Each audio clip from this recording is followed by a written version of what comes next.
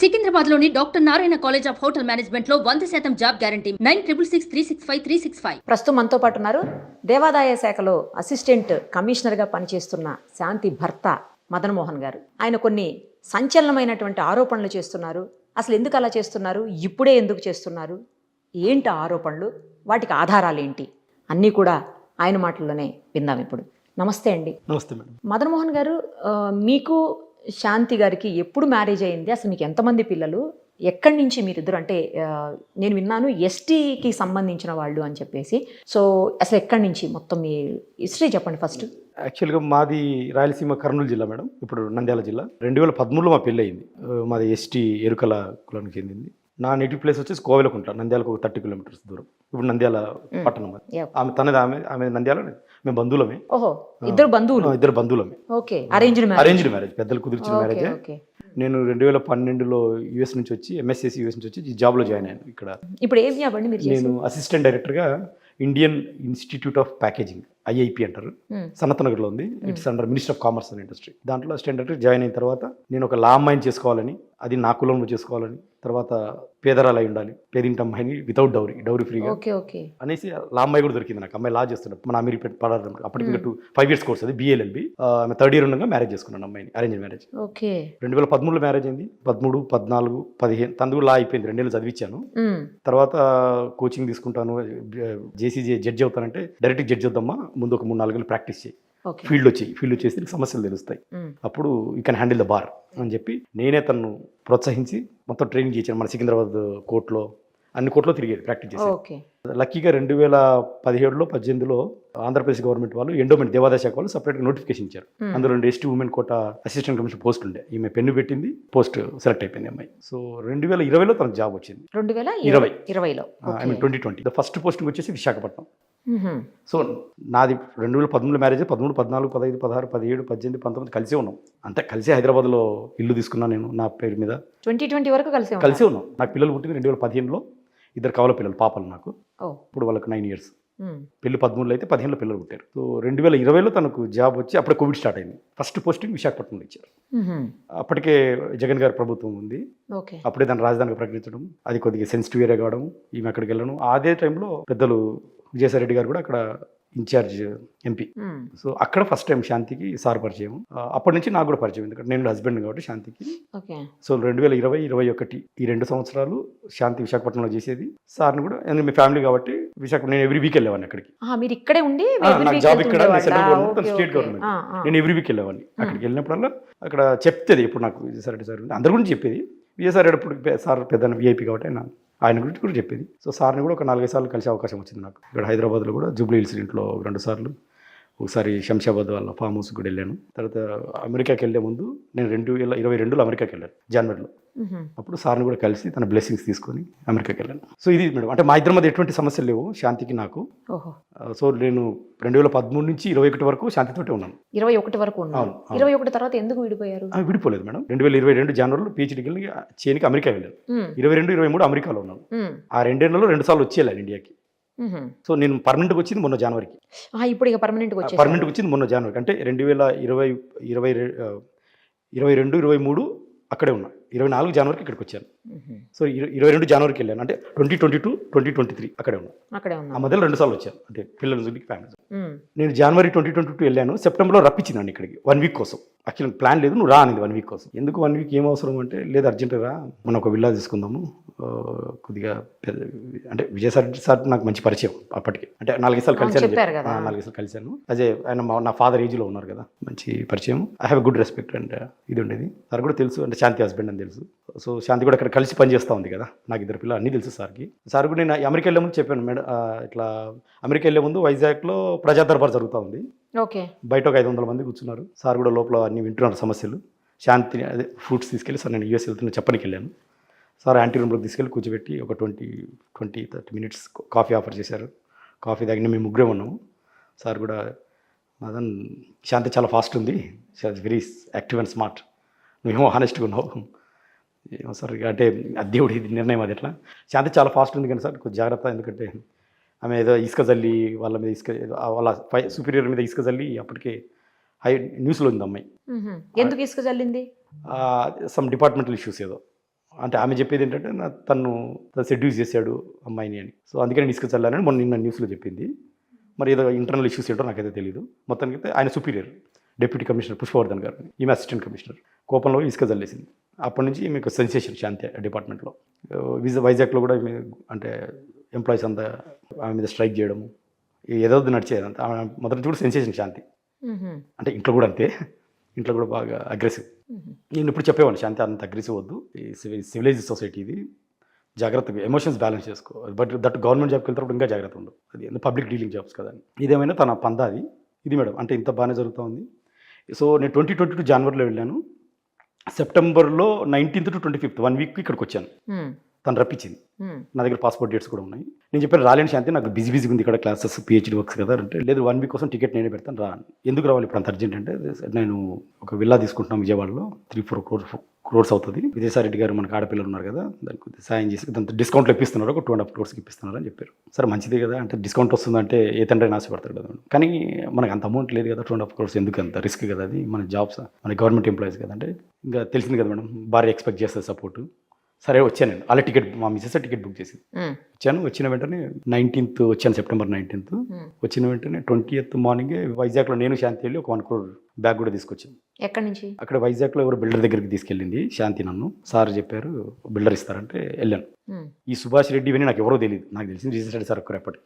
అదేలే నాకు సుభాష్ రెడ్డి ఎవరు, ఆయన పేరు ఇప్పుడు ఆమె నిన్న చెప్పేంత వరకు తెలియదు. అంటే ఆ రోజు నేను అమెరికా నుంచి వచ్చే డాక్యుమెంట్స్ ఓపెన్ చేసేంత వరకు, హాస్పిటల్కి వెళ్ళేంత వరకు సుభాష్ రెడ్డి ఎవరో నాకు తెలియదు. నాకు తెలిసింది రిజిస్టర్డ్ రెడ్డి సారే. ఇంత పెద్ద అమౌంట్ ట్రాన్సాక్షన్ ఇచ్చేయగలిగేది, ఇచ్చింది ఇవ్వగలిగే కెపాసిటీ ఉన్న వ్యక్తి నాకు తెలిసినంతలో శాంతికి ఆయన ఒక్కరే. ఓకే. అంటే శాంతి చెప్పింది కూడా ఏంటంటే, సారేం ఊరికి ఇవ్వలేదు, నేను అదే ఆ వైజాగ్లో సార్ కొద్దిగా ఇలాంటి ఇష్యూస్లో న్యాయబద్ధంగా ఏదో సమస్య ఉంటే క్లారిఫై చేశాను, సాయం చేశాను అని చెప్పి తనే చెప్పి, ఏదైనా రిస్క్ అమ్మా అని చెప్పాను నేను. ఏదైనా రిస్క్ ఏ రోజుకైనా, ఎందుకంత అని నేను. దేవాదాయ శాఖలో ఉన్న ఆమెకు ల్యాండ్ ఇష్యూస్లో ఇంటర్ఫీర్ కావాల్సిన అవసరం ఏంటి? యాక్చువల్గా ఎండోమెంట్లో ల్యాండ్స్కి ఎక్కువ లింక్ ఉంటుంది మేడం. ఎండోమెంట్స్లో దేవాదాయ శాఖలో భూములు కనెక్షన్స్ ఉంటాయి ఎక్కువగా. దేవాదాయ శాఖ భూములు దేవాదాయ శాఖకు మాత్రమే చెందినవి, అది ప్రభుత్వానికి కూడా సంబంధం ఉండదు కదా భూములతో. అంటే అది నాకు ఎగ్జాక్ట్లీ నెక్సెస్ అయితే తెలియదు మేడం. బట్ నాకు అర్థమైంది ఏంటంటే, ఆ భూములని దేవాదాయ శాఖలో ఉన్న భూములని ఐ డోంట్ నో దాన్ how to convert that into the other forms. Okay. But what I understood, తనే చెప్పింది ప్రేమ సమాజ్ ఏదో అక్కడ రిసార్ట్స్ ఏవో ఉన్నాయి, అక్కడ కొన్ని ల్యాండ్స్ ఉన్నాయి, సార్ కూడా ఏదో ఇష్యూ ఉంది, రిజాల్వ్ చేసాను తను చెప్పింది. అందులో మనకు కొంత సాయం చేస్తున్నారు సార్ అంటే. ఏదేమైనా సరే రిస్క్ ఏనమ్మా, ఎందుకంటే పొలిటీషియన్స్ ఇవాళ ఉంటారు వెళ్ళిపోతారు, నీది ఎగ్జిక్యూటివ్ జాబ్ ఇది, your in administrative job, bureaucratic job ఇది అంటే. ఇక తను పట్టిన పంత తనదే. సరే ఏదేమైనా నన్ను కూడా చెప్పేది, నువ్వు డబ్బు సంపాదించలేవు, నువ్వు హస్బెండ్గా పనికిరావు, అటు డబ్బు సంపాదించవు ఇటు. సరే కానీ హస్బెండ్గా కనీసం చెప్పిందని బ్యాగ్లో పోయా నేను. ఇక తప్పదు కదా మేడం, ఇక నాకు 2 ఆడపిల్లలు. నేను చదువుకున్న నవోదయ స్కూల్లో, కర్నూలు జిల్లా నవోదయ. నేను నవోదయలో ఈ groom with very ideological atmosphere, నీతి నిజాయితీ, ఇక ఆ విధంగా పెరిగాము. నా మిస్సెస్ కూడా అదే ఎక్స్పెక్ట్ చేయాలి. నేను అందుకే లా అమ్మాయి కావాలనుకుంది కూడా కారణం అది. నాకు లానే కావాలి అమ్మాయి, నేను కూడా లా చేశాను. నేను gold medalist in law constitution లో, అదే కాలేజ్లో. మా మిస్సెస్ కింద జూనియర్గా జాయిన్ అయ్యి లా చేశాను. సో నేను ఈ విధంగా పెరిగాను మేడం, మా మిస్సెస్ అలా పెరిగింది. సరే ఏదేమైనప్పటికీ తప్పదు కదా. 1 crore తీసుకొని వెళ్ళి అక్కడ పే చేసి వచ్చారా? నేను తీసుకురామని తీసుకొచ్చి నా మిస్సెస్కి ఇచ్చాను. అంటే తను చెప్పింది అమ్మని అక్కడ కట్టుకోవాలి అని చెప్పింది. అది ఏం చేసింది అంటే అక్కడ కట్టుకోవాలని తనే చెప్పింది. ఆ తర్వాత నెక్స్ట్ డే మార్నింగ్ ఫ్లైట్ కూడా బుక్ చేసింది ఇక్కడ నుంచి, వైజాగ్ నుంచి హైదరాబాద్. విజయవాడ కదా విల్లా, ఇందాక మీరు చెప్పి విల్లా విజయవాడే, కానీ తను అప్పటికి జాబ్ చేస్తుంది వైజాగ్లో. Okay okay. సో నువ్వు వైజాగ్ నుంచి హైదరాబాద్ ఫ్లైట్ బుక్ చేసింది, దిగాను. తనే మార్నింగ్ పూట అక్కడ వెళ్ళు, పక్కన సార్ శంషాబాద్ సార్ ఇల్లు ఉంటుంది, వెళ్ళాను, ఇంటికి కూడా వెళ్ళాను క్యాబ్ తీసుకుని. వెళ్తాను అక్కడ మేడం సునంద మేడం గారు ఉండే లోపల. అంటే మేడం నాకు అప్పటికే 1-2 సార్లు చూశాను జూబ్లీహిల్స్లో.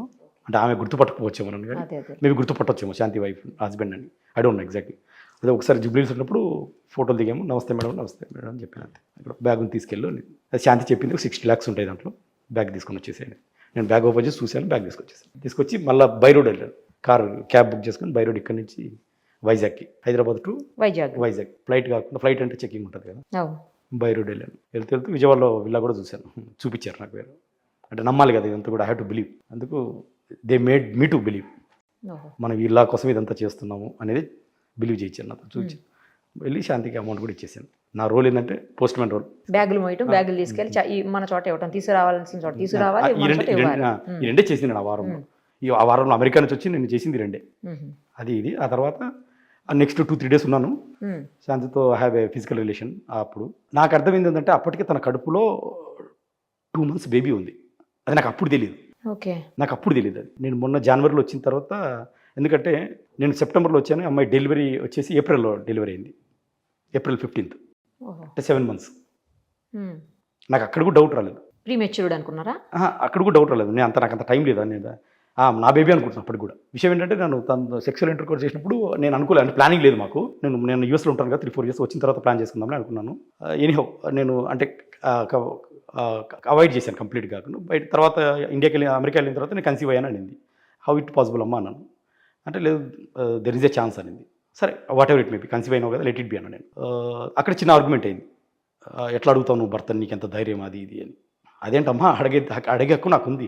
విషయం ఏంటంటే అక్కడ నన్ను 1 week ఎందుకు పిలిపించారంటే ఆల్రెడీ తన కడుపులో 2 weeks బేబీ ఉంది. Okay. 2 weeks 2 sorry 2 months. 2 months అన్నారు. 2 months in the sense 8 weeks. అక్కడ ఆ బేబీ నా అకౌంట్లో వేయాలనేది తన ప్రయత్నం అనేది నేను అనుకున్నా.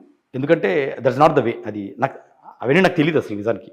అంటే ఆమె కడుపులో ఉందన్న విషయం నాకు తెలియదు. సో ఏప్రిల్లో పుట్టిన నా బేబీ బ్యాగ్లు మోయడానికి కాదు అయితే అది ప్లస్ ఇది. ఓకే. అది ప్లస్ ఇది నాకు అది అర్థమైంది. తర్వాత నాకు రీసెర్చ్లో తర్వాత నాకు అర్థమైంది. తర్వాత కన్సీవ్ అయింది నా baby. I was very happy. మగ పిల్లోడు. తర్వాత ట్రేస్ కూడా చేసుకుంది డాక్టర్ శ్రీదేవి, KGH హాస్పిటల్. ఆమె కూడా ట్రేస్ చేసి చెప్పింది. ఆమె నాకు తెలుసు డాక్టర్ శ్రీదేవి. చేయకూడదు కదా, వాళ్ళు చేయకూడదు నిజానికి అయితే. లోపల బేబీ మేల్ ఆర్ ఫీమేల్ అని చెప్పకూడదు కదా, as per act. yes she did it. అంటే మీకు పుట్టక ముందే అబ్బాయి అని తెలిసిపోయింది. అంతే, తనే కనుక్కుంది. మరి అమ్మాయి అయితే నా అకౌంట్లో పడేదేమో నాకు తెలియదు. అబ్బాయి కాబట్టి అకౌంట్ మారిందేమో నాకు తెలీదు. సో ఆ చిన్న క్వశ్చన్ అడిగాను. నేను సెప్టెంబర్లో 1 week వచ్చి వెళ్ళాను. డిసెంబర్లో నాకు మళ్ళీ క్రిస్మస్ హాలిడేస్ అమెరికాలో, అదే ఇయర్లోనే 2020. అవును, నాకు డిసెంబర్లో 2022. నేను వచ్చేస్తానమ్మా 1 month, ఎందుకంటే నువ్వు కన్సీవ్ అయ్యావు కదా, అది చూడనికి బాగోదు సొసైటీకి అంటే. లేదు రావద్దు వచ్చేం చేస్తావు. లేదు నేను రావాలి, నాకు చెడ్డ పేరు నీకు చెడ్డ పేరు అనేసి బలవంతంగా వచ్చాను. నేను టికెట్ బుక్ చేసుకుని వచ్చాను. కానీ ఆ 1 month ఉన్నాను. 1 monthలో కలవలేదు, అంటే నాకు కలిసే అవకాశం ఇవ్వలేదు అమ్మాయి. ఐ మీన్ చూడని కూడా చూడలేదు, మీట్ అవ్వలేదు అసలు మీట్ అవ్వలేదు. అప్పటికే హైదరాబాద్ లోనే ఉన్నారు, ఆమె అక్కడనే ఉందా? అమ్మాయి విజయవాడకి ట్రాన్స్ఫర్ అయింది అప్పటికే. నేను డిసెంబర్లో వచ్చేటప్పుడు విజయవాడ ట్రాన్స్ఫర్ అయిపోయింది. ఇక్కడ హైదరాబాద్కి వచ్చి నా పిల్లలు వైజాగ్లో ఉన్నారు. పిల్లల దగ్గర 2 weeks ఉన్నాను. పిల్లలు విజయవాడ వైజాగ్లో ఎవరి దగ్గర? వాళ్ళ అమ్మమ్మ దగ్గర. అక్కడ ఫ్లాట్ ఉంది, శాంతికి ఓన్ ఫ్లాట్ ఉంది. అక్కడ 2 పిల్లలు, వాళ్ళ అమ్మమ్మ పిల్లలు చూసుకుంటా ఉంది. ఓకే.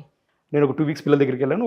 ఆబ్వియస్గా 2 weeks భార్య దగ్గర ఉండాలనుకుంటాం కదా, పిల్లల్ని తీసుకొని వచ్చి నాకు ఛాన్స్ ఇవ్వలేదు అసలుకి. ఎందుకు కలవాలమ్మా, నేను కలవాలంటే లేదు అంటే నాకు అప్పటికి ఒక ఇండికేషన్ ఇచ్చింది. అంటే నాకు ఇష్టం లేదు, నీ పేరు మీద నేను ఉండదలుచుకోవట్లేదు, నువ్వు నా క్వశ్చన్ అడిగావు కదా ఆ రోజున అంటుంది.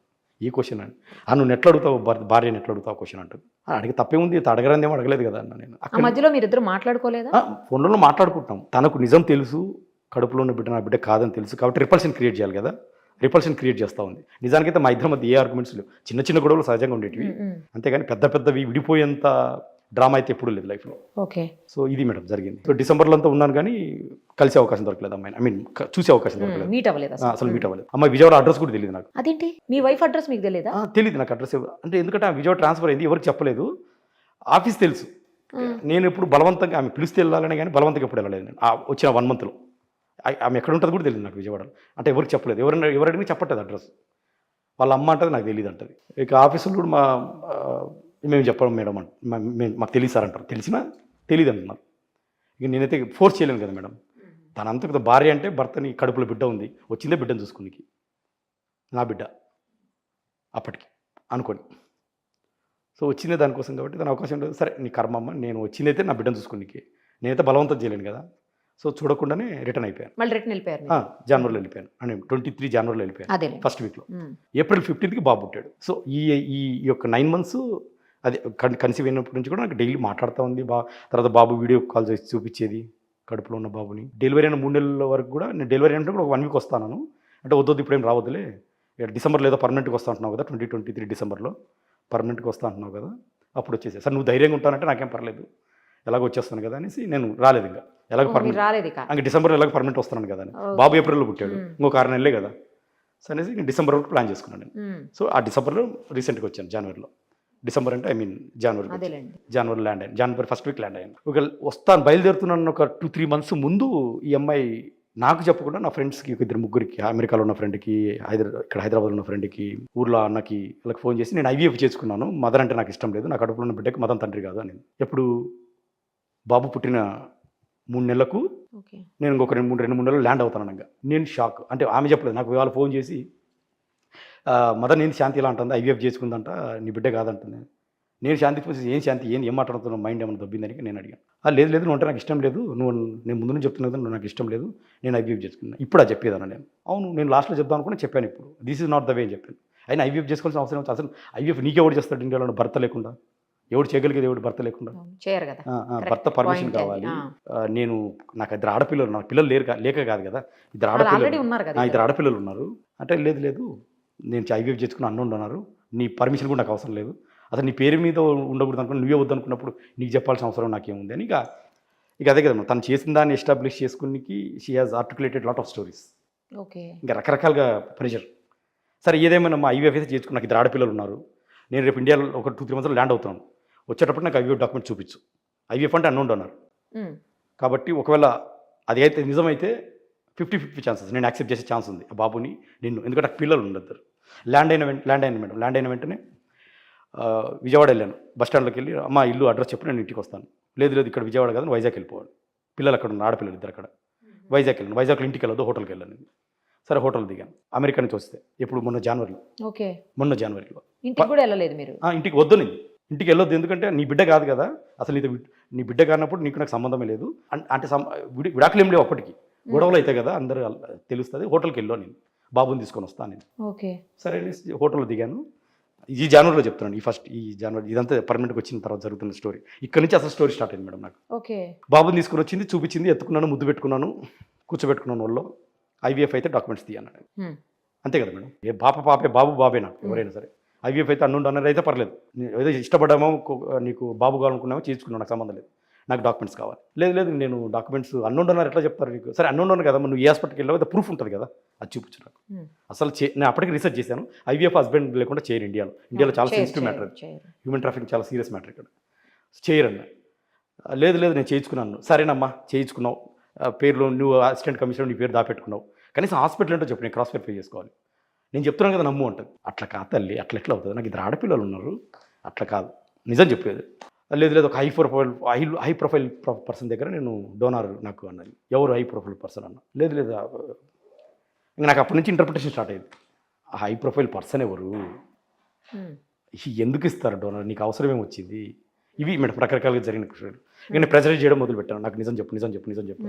ఒకనొక టైంలో తను చెప్పడం మొదలుపెట్టింది, మేడం ఇట్లా నాకు విజయసాయి రెడ్డి గారికి పిల్లలు లేరు, నాకు ఒక బాబుని కనిపెట్టమని చెప్పి తనే చెప్పిన స్టోరీ. ఇది నేను అల్లిన స్టోరీ కాదు, తనే చెప్పింది తన నోటి ద్వారా.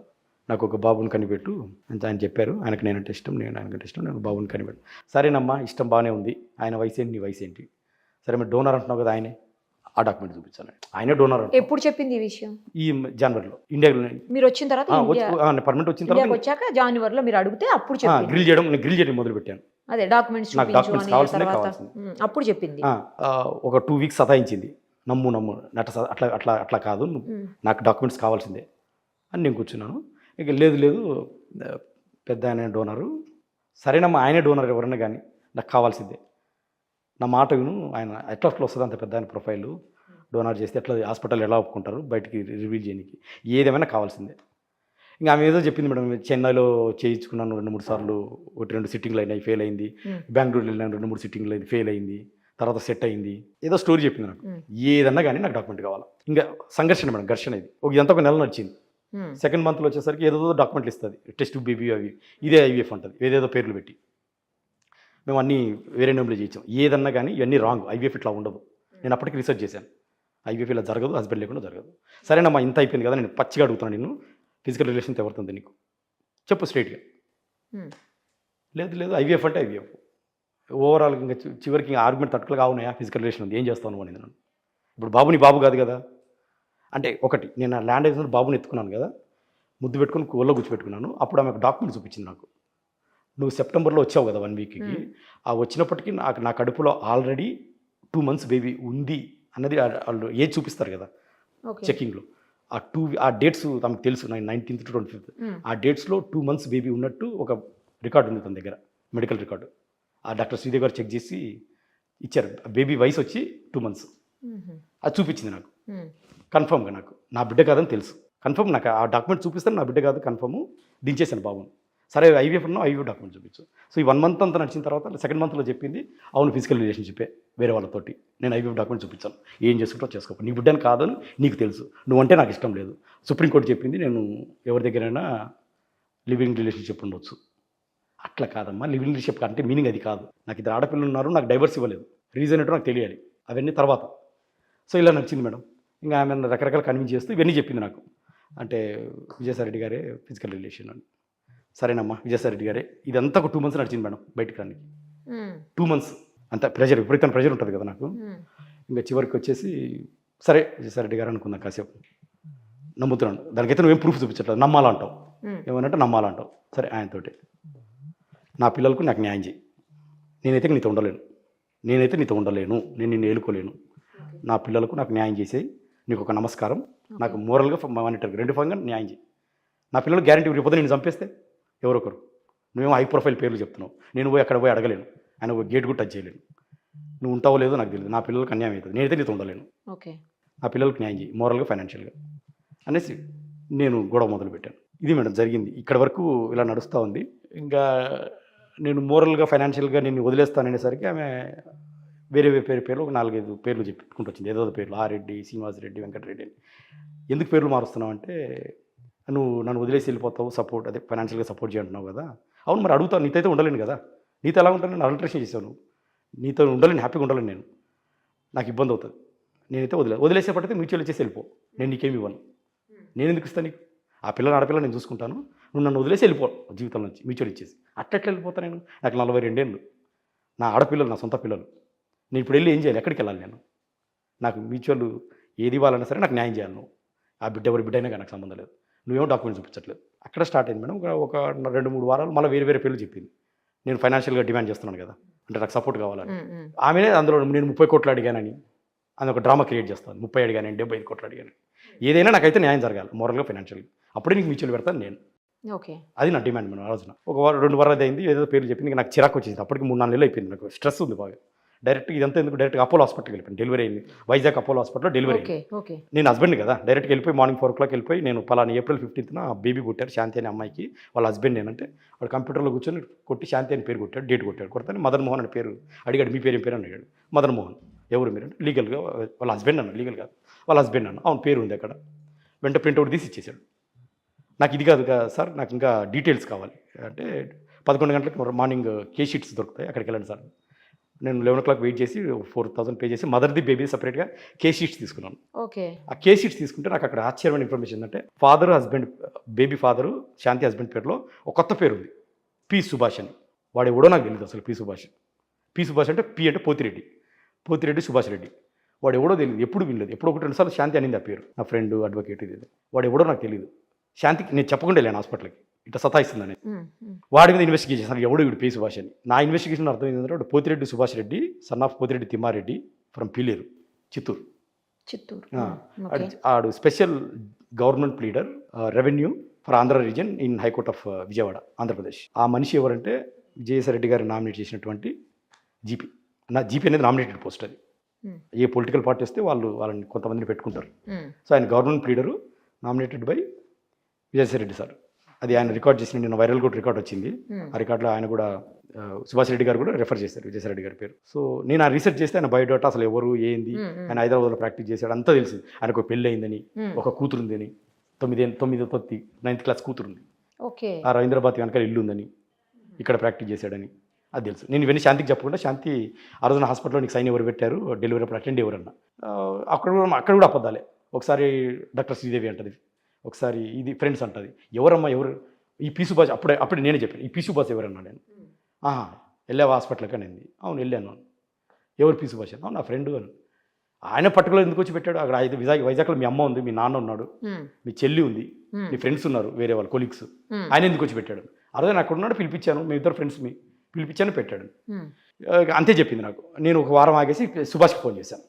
సుభాష్ గారు ఇది స్టాండ్, నేను పలానా ఈ మధ్య నాకు వినిపిస్తుంది ఏంటంటే, నా బాబీ కదా, నాకు బేబీ కదా నాకు అర్థమైపోయింది, మీరేమో అక్కడ నేను హాస్పిటల్ మెడికల్ రికార్డ్స్ ఇస్తే మీ పేరు ఉంది అక్కడ, మీ స్టాండ్ ఏంది దీని మీద అడిగాను. ఏం లేదండి, నేను వాళ్ళ ఫ్రెండ్ని ఆ రోజున అక్కడ ఉన్నాను, శాంతి పిలిచింది, సైన్ పెట్టాను. అట్టెట్లా పెడతారు సార్ మీరు సైన్, మీరు అడ్వకేట్, గవర్నమెంట్ ప్లీడరు, ప్రభుత్వ న్యాయవాది, ఎట్లా సైన్ పెడతారు ఫాదర్ హస్బెండ్ అంటే అవునండి తప్పే ఉంది, దాంట్లో ఒక మానవతావాదిగా పెడతారు, తప్పే ఉంది, నన్ను పిలిచారు, నేను పెట్టాను. నేను ఇప్పుడు స్టాండ్ చెప్తున్నాను, నేను DNA టెస్ట్కైనా రెడీ, మీరు ఎక్కడికి పిలిచినా రెడీ, నా ఇంటికి ప్రూవ్ చేసుకుంటాను అని అంటాడు ఆయన. సరే సార్ మీరు లాస్ట్ వరకు అదే స్టాండ్ మీద ఉండాలని చెప్పాను. మీరు లాస్ట్ వరకు అదే స్టాండ్ మీద ఉండాలన్నాను. సరే సార్ ఉంటాను అన్నాడు. అది ఫస్ట్ కన్వర్జేషన్. తర్వాత ఒక 2-3 వీక్స్ అయిన తర్వాత అంటే మీకు ఆయన మీద కూడా డౌట్ ఉండేనా అప్పటికి? డాక్యుమెంట్ చూసిన తర్వాత ఆయన మీద డౌట్ వచ్చింది నాకు. Okay okay. ఆయన ఎందుకు పెడతారు సార్, ఎవరైనా సహాయం చేస్తారు కానీ డాక్యుమెంట్లో మీద సిగ్నేచర్లు పెట్టారు కదా, అది ఫాదర్ హస్బెండ్గా చదువులేని వ్యక్తి కాదు, గవర్నమెంట్ పీడర్. సో నాకు డౌట్ వచ్చింది. ఆయన ఏమంటే మామూలుగా పెట్టాను అంటాడు. మామూలుగా పెడితే ఫ్రెండ్గా పెట్టు, అటెండ్గా పెట్టు, గార్డియన్కి పెట్టు, ఫాదర్ హస్బెండ్కి పెట్టడం అని నేను క్వశ్చన్ గట్టిగా అడిగాను. లేదు సార్ నేను గట్టిగా చెప్తున్నాను, నా స్టాండ్ ఇదే, నేను అట్లే పెట్టాను, ఫ్రెండ్గా మామూలుగా అటెండ్గా పెట్టమంటే పెట్టాను, ఫాదర్ హస్బెండ్ పంచాయతీ నాకు తెలియదు అంటాడు. ఇక్కడ అలాగే ఉందండి అన్నాను. మీరు లాస్ట్ వరకు అదే స్టాండ్ మీద ఉండండి, నార్మల్గా పెట్టానని చెప్పండి, అదే స్టాండ్ మీద ఉండండి, DNA టెస్ట్కి రెడీ అంటే రెడీ అన్నాడు. ఇది మేడం ఫస్ట్ కన్వర్జేషన్. సెకండ్ కన్వర్జేషన్లో నేను నా అడ్వకేట్ తోటి ఒక 2-3 వీక్స్ అడ్వకేట్ తోటి కాల్ చేస్తే కూడా అదే స్టాండ్ చేసి చెప్పాడు, అంటే నేను న్యూట్రల్గా పెట్టాను అని. అది రికార్డ్ చేశాం. అప్పుడు విజయసాయిరెడ్డి సార్ పేరు, శాంతి పేరు ఆ రికార్డులో చెప్పారు. రికార్డు వైరల్ అవుతా ఉంది. నేనే ఇచ్చాను రికార్డు, అది వాయిస్ రికార్డు. అందులో సార్ పేరు, నేను వైజాగ్లో ఉన్నప్పుడు గీతం యూనివర్సిటీ ల్యాండ్స్ కొట్టేయడం విజయసాయిరెడ్డి సార్ ఆధ్వర్యంలో శాంతి అక్కడ పరిచయం, అది నాకు శాంతికి ఎటువంటిది లేదు సంబంధం అని ఆయనే చెప్తున్నారు. ఇది మేడం జరిగింది ఇక్కడ. సో ఇంకొకసారి కూడా మాట్లాడాను విజయసాయిరెడ్డి సార్ ఆయన పేరు సుభాష్ రెడ్డి తోటి, కొద్ది హీటెడ్ ఆర్గ్యుమెంట్లో మాట్లాడాము. ఎందుకంటే ఆయన మీద నాకు అనుమానాలు ఉన్నాయి, అందరూ ఆయనే చెప్తున్నారు అక్కడ ఎంక్వైరీలో అనేసి గట్టిగా నేను అరిచాను, బాగా తిట్టాను కూడా. సో ఇది సో ఇప్పుడు నా పాయింట్ ఏంటంటే ఆ బేబీ నా బేబీ కాదు. కొంత డౌట్ ఏంటంటే ఆ వచ్చిన 1 వీక్లో శాంతితో ఉన్నాను కాబట్టి కొంత ఛాన్స్ ఉండొచ్చేమో అని శాంతి, కానీ మెడికల్ రికార్డ్స్ చూసిన తర్వాత నా బేబీ కాదని కన్ఫర్మ్.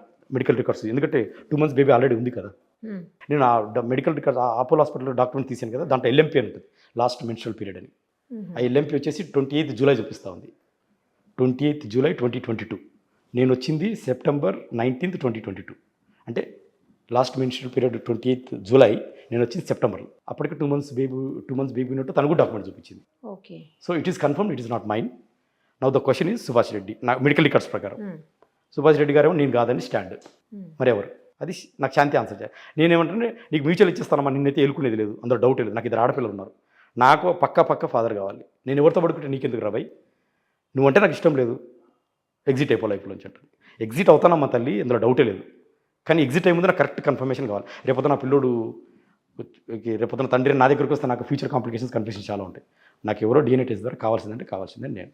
సో నాకు ఈ ఫస్ట్ 4 నెలలేమో, ఫస్ట్ 12 నెలలు నేనని చెప్పింది శాంతి తండ్రినని, తర్వాత ఒక 4 నెలలు విజయసాయిరెడ్డి సార్ అని చెప్పింది. ఆ తర్వాత మెడికల్ రికార్డ్స్ చూస్తేనేమో సుభాష్ రెడ్డి పేరు ఉంది. సో ఇక్కడ నాకు కన్ఫ్యూజన్ స్టార్ట్ అయ్యి ఆ ఫ్రస్ట్రేషన్ 5-6 నెలలు ఫ్రస్ట్రేషన్ తట్టుకోలేక తన నా ఆఫీస్కి వచ్చి డ్యామేజ్ చేసింది, నువ్వు మ్యూచువల్ ఇస్తావా లేదా అని. అప్పటికి నేను మ్యూచువల్ అప్లై చేసిన మాట వాస్తవమే. ఓకే. అంటే నేను ఆమెను వదిలించుకోవాలనుకున్నాను. అప్లై చేశారా? జస్ట్ ఒక 1 month 2 months కింద అప్లై చేసాం. వదిలించుకుందామని అప్లై ఏ రోజుకైనా తెలుస్తుంది, వదిలించుకుందాం స్లోగా నేను ప్రిపేర్ అయ్యి వెంటనే. సో వైజాగ్లో మ్యూచువల్ వేసుకున్నాం. కానీ ఆమె 2016లో విడిపోయినట్టు ఒక డ్రామా చేస్తూ ఉంది. 2016లో విడిపోలేదు మేడం. యాక్చువల్గా ఏంటంటే మొన్న జూన్లో 2016లో ఒక ఎంటీ డాక్యుమెంట్ తెచ్చుకొని దాంట్లో ఆమె దస్తావేజ్ రాయించుకొని సిగ్నేచరు మన జూన్లో సైన్ పెట్టాను. అంటే పాతదే అన్నట్టు. పెద్దల అంటే మీ ఎస్టీ ట్రైబ్స్ కదా, పెద్దల పంచాయతీలో తెగింది అని స్క్రిప్ట్ రాసుకొని ఎంటీ 2016 డాక్యుమెంట్ ఎంటీ డాక్యుమెంట్ తెచ్చుకొని స్క్రిప్ట్ రాసుకొని నాకు జూన్లో సైన్ తీసుకుంది.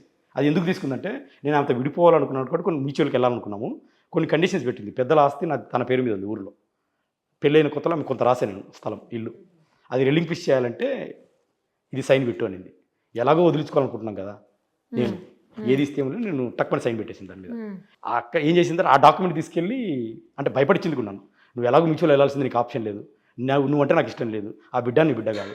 నయానా ట్రై చేసింది, లేకపోతే భయానకు వచ్చింది. నయానా వినకపోతే భయాన, నువ్వు ఉండవు, హై ప్రొఫైల్ పిల్లోడు, నీ బిడ్డ అయితే కాదు, నాతో నీకేం పని అసలుకి, నేనే వద్దంటాను కదరా పోరా, నీకు బొజ్జ ఉంది, నీకు పొట్ట ఉంది, నీకు బట్ట ఉంది అంటే ఇంకా రకరకాలుగా డిమోరలైజ్ చేయడం. అంటే ఎంత హ్యూమిలేట్ చేయాలో అంత హ్యూమిలేట్ చేయడం. అంటే మా మధ్యలో ఏ గొడవలు, ఎప్పుడైతే జాబ్ వచ్చిందో ఇప్పుడు హై ల్యాండ్స్, అది మరి ఏం మారిందో మైండ్ సెట్ మొత్తం మారిపోయింది అమ్మాయికి. సో ఇది జరిగింది మేడం. ఇప్పటి వరకు వచ్చిందంటే ఇక నేను మ్యూచువల్ ఇస్తా అని చెప్పి లాస్ట్ మినిట్లో మ్యూచువల్ డ్రాప్ అయిపోయాను. మ్యూచువల్ రైలు నేను కంటెస్ట్ చేస్తాను, ఎప్పుడైతే మ్యూచువల్ డ్రాప్ అవుతానన్నానో తన కోపం వచ్చేసింది, నన్ను చీట్ చేసింది. నేను కూడా కొన్ని కారణాల వల్ల మ్యూచువల్ డ్రాప్ చేసి, అంటే మ్యూచువల్ అమ్మని కంటెస్ట్ చేస్తాను, రేపొద్దు నాకు ఇబ్బంది అవుతుంది, సత్యం చచ్చిపోకూడదు, నిజం చచ్చిపోకూడదు, కంటెస్ట్ చేసి నువ్వు చేసిన తప్పు చెప్పి కోర్టుకి ఎగ్జిట్ అవుతానని చెప్పాను. ఎప్పుడైతే డ్రాప్ అవుతానో ఆఫీస్కి వచ్చి గొడవ చేసింది 1 వీక్ కింద. ఓకే. ఆఫీస్కి వచ్చి నేను కన్నా బిడ్డకి మదన్ తండ్రి కాదని చెప్పేసింది ఆఫీస్. నాకు అది పెద్ద డ్యామేజ్ కదా మేడం, అది సైలెంట్గా అయిపోవాలనుకున్నదాన్ని. నువ్వు ఇట్లా చేస్తావని నేను ఆఫీస్కి వెళ్ళి లెటర్ పెట్టేశాను కమిషనర్కి. సార్ ఇది జరిగింది, ఆ బిడ్డకి తండ్రి ఎవరో నాకు తెలియదు, నాకున్న ప్రకారం తను చెప్పిన ప్రకారం ఫస్ట్ 4 నెలలు విజయసాయి పేరు చెప్పింది, మెడికల్ రికార్డ్స్ ఓపెన్ చేస్తే సుభాష్ రెడ్డి పేరు ఉంది. వీళ్ళిద్దరే నాకు అనుమానం. వీళ్ళిద్దరిలో DNA టెస్ట్ చేసి ఎవరో నాకు చెప్పండి, మీ ఎంప్లాయీ కాబట్టి. అప్పటికి అమ్మాయి సస్పెండ్ అయింది ఆఫీస్లో. అప్పటికే సస్పెండ్ చేశారు వేరే గ్రౌండ్స్ కింద. వేరే వాటిలో వేరే గ్రౌండ్స్ కింద సస్పెండ్ చేశారు. ఆ లెటర్ యాక్చువల్గా అయితే లీక్ అవ్వకూడదు, మరి వీళ్ళకున్న లోపల రాజకీయాల వలన ఏదో ఆ లెటర్ లీక్ అయిపోయింది. ఎప్పుడు ఇచ్చారు అది మీ లెటర్? జస్ట్ ఒక 1 వీక్ కింద మేడం, మంగళవారం, అదే 3-4 రోజుల కింద. ఆమె ఎప్పుడు సస్పెండ్ అయింది? అప్పటికే ఒక 1 వీక్ ముందు సస్పెండ్ అయింది. ఆమె సస్పెండ్ అయిన 1 వీక్ నేను వెళ్ళాను. అంటే మీరు డైవోర్స్ తీసేసుకోవాలని మ్యూచువల్ డైవోర్స్కి సైన్ కూడా పెట్టేశారు ఆల్రెడీ. పెట్టేసిన తర్వాత మళ్ళీ మీరే మీకు వద్దనుకొని మళ్ళీ ఎందుకు ఆమెతోటి ఇష్యూస్కి వెళ్తున్నారు? అసలు అంతటితో వదిలేయచ్చు కదా, ఇష్టం లేనప్పుడు ఎందుకు అనేది ఒక క్వశ్చన్ రైజ్ అవుతా ఉంది. Exactly madam. యాక్చువల్గా నేను మ్యూచువల్ వెళ్దాం అనుకున్న మాట వాస్తవమే. నేను మ్యూచువల్ వెళ్దాం అనుకున్నాను. ఆమె కొన్ని టర్మ్స్ కండిషన్స్ ఫిట్ చేయట్లేదు, నాకు గిల్ట్ ఫీలింగ్ ఉంది. యాక్చువల్గా నేను ఆ రోజు మ్యూచువల్ మీద సైన్ పెట్టింది కూడా మనస్ఫూర్తిగా పెట్టలేదు. నేను థ్రెట్, అప్రహెన్షన్స్, రకరకాల ప్రెషర్ పెట్టాను. నా బాధ ఏంటంటే నేను ఐడియాలజికల్ పెరిగిన వ్యక్తిని. నిజం చచ్చిపోకూడదు. నిజం చచ్చిపోతే రేపు నా పిల్లల దగ్గర నాకు ఇబ్బంది అవుతుంది. అంటే మమ్మీ తప్పు చేసినా డాడీ ఏదో డబ్బులు తీసేసుకొని లేకపోతే ఏదో సెటిల్మెంట్ చేసుకొని వదిలేసినాను. ఆ గిల్ట్ ఫీలింగ్ తోటి ప్లస్ ప్రెషర్ కూడా పెట్టాను బాగా. పెడతావా వస్తావా అని. సరే పెట్టాల్సి వచ్చింది. కానీ ఒక పాయింట్కి వచ్చిన తర్వాత నాకు ఎవిడెన్సెస్ కలెక్ట్ అవుతున్నాయని. సో ఎవిడెన్సెస్ కలెక్ట్ అయిన తర్వాత నేను మ్యూచువల్ రానమ్మా, డైవర్స్ అయితే పక్కా, నీకు అందులో డౌట్ లేదు, కంటెస్ట్ చేస్తాను సార్. అగ్రెసివ్ అయిపోయిందమ్మా అనేసి ఆమె వచ్చి గొడవ చేయడం. నేను ఆఫీస్కి వచ్చి అక్కడికి వెళ్ళి నేనేం గొడవ చేయలేదు. కమిషనర్ గారికి నా సమస్యను చెప్పాను. తండ్రి ఎవరో మీరు కొద్దిగా కనుక్కోండి సార్. కనుక్కోండి, వాళ్ళు కూడా ఏం చేయలేరు, కనీసం ఆమెని అడగగలుగుతారు కదా, అసలు ఏంటమ్మా ఎందుకు ఇంత స్ట్రెస్ చేస్తున్నావు అని. ఆ లెటర్ లీక్ అయింది. లీక్ అయిపోవడంలో దాంట్లో నేను పెట్టిన ఇది నా యొక్క డౌటే అది. ఆ 2 పేర్లు డౌట్ నాకున్న జరిగిన ఆమె చెప్పిన దాన్ని బట్టి. అసలు అందరూ అనేది ఏంటంటే ఆమె వద్దనుకున్నప్పుడు ఇంక అసలు ఆ పిల్లోడు ఎవరికి పుడితే ఈయనకెందుకు అనేది ఒక పాయింట్. ఇంకోటి ఏంటంటే ఈయనకి డైవోర్స్ అయిపోయింది అని ఆమె క్లియర్గా చెప్తుంది. డైవోర్స్ అయిపోయిన అతనికి అసలు ఇంకా మిగతా తర్వాత ఏం జరిగింది అనేది అతనికి ఏం సంబంధం అని అంటున్నారు. 2016 అసలు డైవర్స్ అవ్వలేదు మేడం, ఫేక్ డాక్యుమెంట్స్. ఒకవేళ తను ఏ డాక్యుమెంట్ అయితే చూపిస్తుందో I'm ready for any test. దాన్ని మీరు ఫోరెన్సిక్ పంపించినా పర్లేదు. ఓకే. నన్ను ఆమె 16 డాక్యుమెంట్ చూపెడుతుందా? 2016 అంటే దాని మీద 2016 అని ఉంది. ఓకే, 2016 అని ఉంది. అప్పుడు డాక్యుమెంట్ తెచ్చుకొని నన్ను భయపట్టించి థ్రెట్ చేసి 2000 జూన్లో రాయించుకుంది.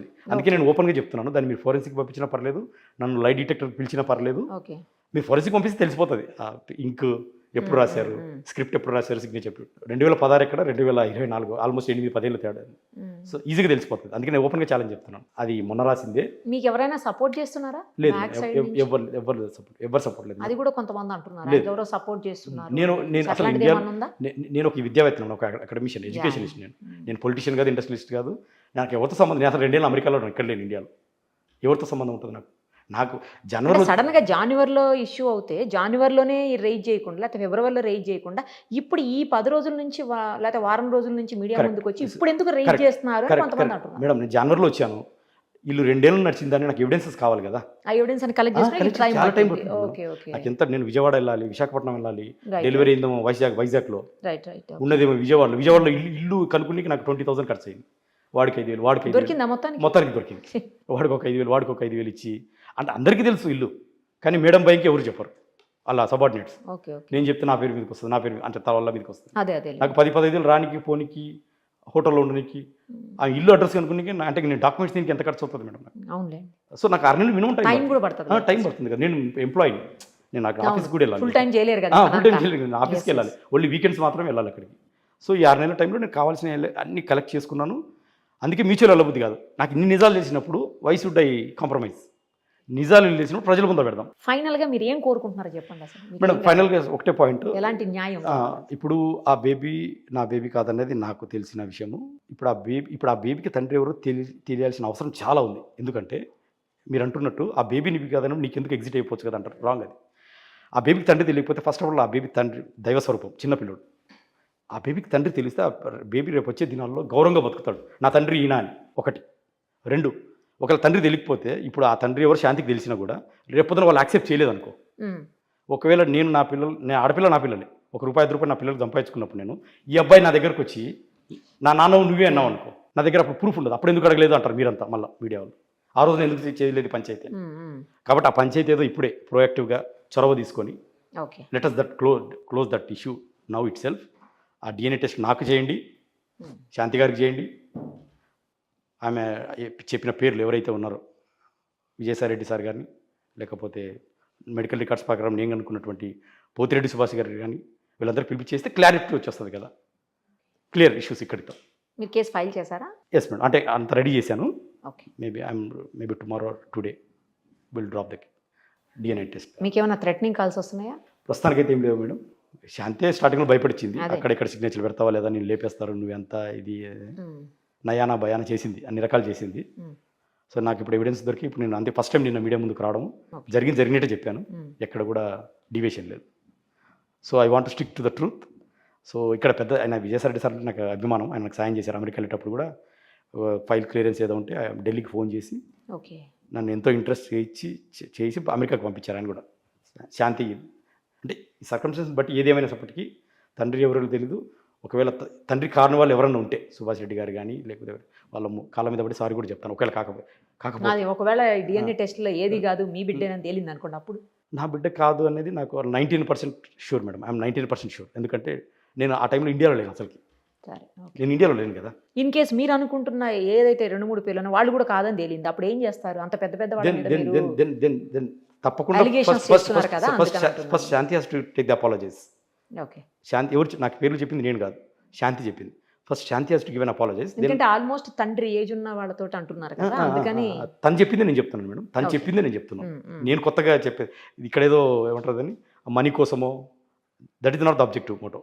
నా మోటో ఏంటంటే నేను ఎగ్జిట్ అవుతాను, నాకు ఫాదర్ ఎవరో తెలియాలి. ఇది నా ఆర్గ్యుమెంట్. అది న్యాయం జరగాలండి, పిల్లోడికి న్యాయం జరగాలి, నాకు పిల్లోడికి న్యాయం జరగాలి, పిల్లోడికి, నా పిల్లలకు, నా పిల్లలకి, అందరికీ అవుతుంది.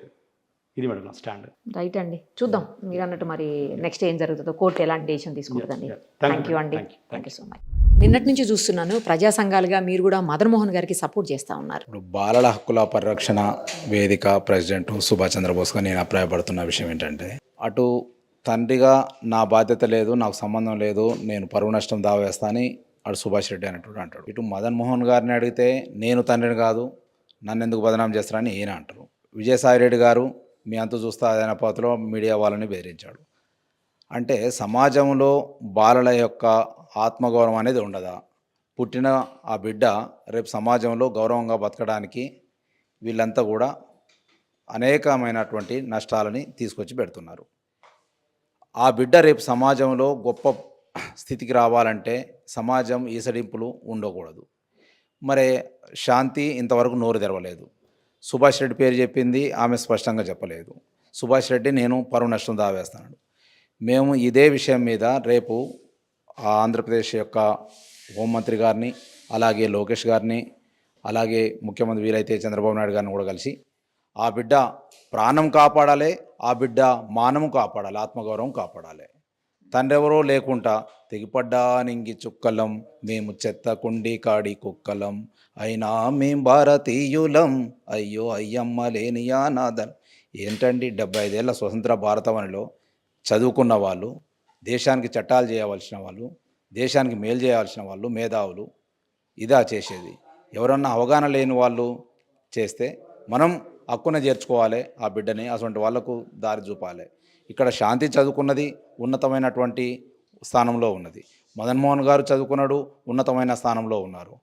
ఆరోపణలు ఎదుర్కొంటున్నటువంటి విజయసాయిరెడ్డి గారు ఈ దేశానికి చట్టాలు చేయాల్సి దేశాన్ని ఒక సక్రమమైన మార్గంలో నడపడానికి ఉన్నతమైనటువంటి పదవిలో రాజ్యసభ మెంబర్ అంటే మామూలు విషయం కాదు. అటు మదన్ మోహన్ గారు, మన సుభాష్ రెడ్డి గారు హైకోర్టు అడ్వకేట్గా ఉన్నారు. వీళ్ళే ఈ రకమైన పరిస్థితి తీసుకొచ్చి వీళ్ళందరి ఘర్షణలో, పెద్ద పెద్ద పుల్ల ఘర్షణలో పాపం సమిదలాగా ఆ బిడ్డ నలిగిపోతుండు. ఆ బిడ్డకు ఏమీ తెలియదు, పసిబిడ్డ, తండ్రి ఎవడో తెలియదు. అంటే రేపు సమాజం ఎంత ఈసడింపు, నీ తండ్రి ఎవడరా తెలియదని.